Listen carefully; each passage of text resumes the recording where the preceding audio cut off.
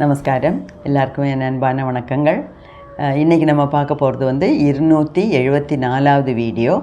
அதாவது இந்த ஃப்ளவர் ரெமெடிஸில் 9வது வீடியோ. இதில் நான் சொல்ல போகிறது வந்து அசோகம் அப்படிங்கிற ஒரு மரத்தோட மருத்துவ குணங்கள். இது வந்து பெரிய மரமாக வளரும். இந்த தமிழில் நம்ம இட்லி பூ அப்படிம்போம். இந்த உருண்டையாக பெருசாக இருக்கும் இட்லி பூன்னு தான் சொல்லுவோம். அந்த மாதிரி இட்லி பூங்கிறது வந்து அது வேறு. அது வந்து சின்ன செடி. இது வந்து அசோகங்கிறது மரத்தில் கொத்தாக சின்ன இந்த மாதிரி இவ்வளோ பெருசாக சிகப்பாக பூக்கும். அதுதான் இந்த அசோகு. இதில் எதுக்கு இதை அசோகு அப்படின்னு பேர் வந்ததுன்னா, சோகம் அதுக்கு முன்னாடி போட்டோம்னா சோகம் போக்குற குணம் வந்துடும். அப்போ அசோகுங்கிறது தான் அசோகா ட்ரீ அப்படிங்கிறாங்க. அசோகு அப்படின்னா அதாவது சோகத்தை மாற்றக்கூடிய மரம். அதாவது அந்த மரத்தில் இருக்க மருத்துவ குணங்கள்ங்கிறது சோகத்தையே மாற்றுற மாதிரி இருக்குது அப்படிங்கிறாங்க.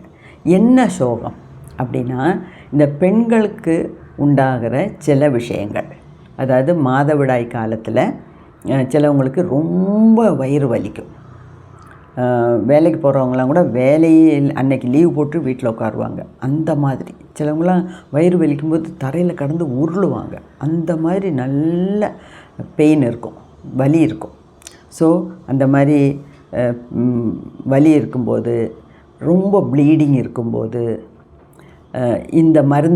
இந்த அசோகு உள்ள மருந்து சாப்பிட்றது நல்லது. அப்போது ஆயுர்வேதத்தில் இந்த மருந்தெல்லாம் நம்மளால் வீட்டில் பண்ணி சாப்பிட முடியாது. ஆயுர்வேத டாக்டர்கிட்ட போனீங்கன்னா அவங்க மருந்து கொடுப்பாங்க. அதில் முக்கியமான ஒரு இன்க்ரீடியன்ட்ங்கிறது இந்த அசோக், அந்த ஃப்ளவர். ஓகே. அதே மாதிரி ஒயிட் டிஸ்சார்ஜ் அப்படிங்கிறதும் ஒரு பெண்களுக்கு உண்டான ஒரு பிரச்சனை. அதிலிருந்தும் நமக்கு விடுதலை கிடைக்கிறதுக்கு இந்த அசோகா ட்ரீயோட பூவு நமக்கு பிரயோஜனப்படும்.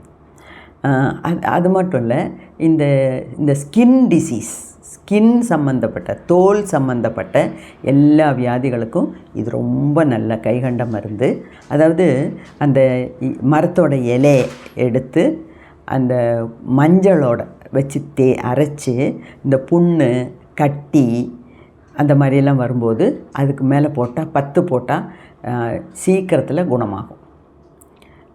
இதிலேருந்து இந்த மரத்துலேருந்து அந்த பூவிலேருந்து ஒரு எண்ணெய் எடுப்பாங்க. அதாவது எண்ணெயோடு சேர்த்து காய்ச்சி ஆயுர்வேத கடைகளெல்லாம் கிடைக்கும். அது வந்து இந்த தோல் சம்மந்தப்பட்ட வியாதிகளுக்கெல்லாம் தோல் மேலே புரட்டலாம். அதாவது இந்த குழந்தைங்களுக்கெல்லாம் ரொம்ப சீக்கிரமாக அலர்ஜிக் ரியாக்ஷன்ஸ் வரும். ஏன்னா அவங்களுக்கு இந்த நோய் எதிர்ப்பு சக்தி ரொம்ப கம்மி இல்லையா? அப்போ ஒரு சின்ன கொசு கடித்தா, இல்லைன்னா ஒரு சின்ன புழு கடித்தா, இல்லைன்னா கொஞ்சம் நேரம் அவங்க மண்ணில் விளையாண்டாங்கன்னா தோலெல்லாம் அரிக்க ஆரம்பிச்சிடும். அதுவும் குழந்தைங்களாக இருக்கனால போட்டு பரண்டி அதை தோலையே அந்த தோலுங்கிறது ரொம்ப சாஃப்டான ஒரு விஷயம். இந்த பசங்களுக்கு அரிக்கிறது ஜாஸ்தி ஆகும்போது போட்டு பரண்டி காலு கையெல்லாம் புண்ணாயிடும். சொரிஞ்சே அவங்களுக்கு புண்ணு வந்துடும். அந்த புண்ணு ஆறுனா கூட அந்த தோலில் நிறையா அந்த கருப்பாக திட்டாக அதோட இது கிடக்கும். அப்படியே ஸ்கின்னில் கருப்பு கருப்பாக புள்ளியாக பெருசாக சின்னதாக எல்லாம் இருக்கும். அதெல்லாம் வந்து இப்போ மாடர்னாக ட்ரெஸ் போடுவாங்க. குழந்தைங்களுக்கு டான்ஸுக்கு போகணும். அப்படி வெளியிலலாம் போகும்போது இந்த கை காலெல்லாம் இந்த கருப்பாக இந்த பார்க்கும்போதே அந்த சரும வியாதி, ஏதோ தோல் வியாதி வந்திருக்கு அப்படின்னு நல்லா தெரியும். அப்போ அந்த மாதிரி இருக்கும்போது இந்த அசோகா மரத்துலேருந்து எடுக்கிறதில்ல, அந்த பூவோட மருத்துவ குணத்தோடு கலந்து செய்கிற ஒரு எண்ணெய் விற்கிறாங்க. ஓகே. அந்த எண்ணெயை காலில் தினமும் குழந்தைங்களுக்கு புரட்டிட்டு வந்தோம்னா அந்த இது என்ன இந்த கருப்பு கருப்பாக இருக்கு இல்லையா, திட்டு திட்டாக இருக்கு இல்லையா, அதெல்லாம் மாறி ஸ்கின்னு ரொம்ப அழகாக நீட்டாக பளபளன்னு இருக்கும். அப்போ அது ஆயுர்வேத டாக்டர்கிட்ட போய் கேட்டால் போகிறோம், அவங்க கரெக்டாக சொல்லுவாங்க. அவங்க கொடுக்குற மருந்துலாம் இந்த அசோகாவோட பூவோட எக்ஸ்ட்ராக்ட், அதோட சாறு சேர்ந்த ஒரு மருந்து தான் கொடுக்கறது. ஓகே, அப்போ இது வந்து ரொம்ப ரொம்ப மருத்துவ குணம் உள்ள மருந்து செடி மரம்.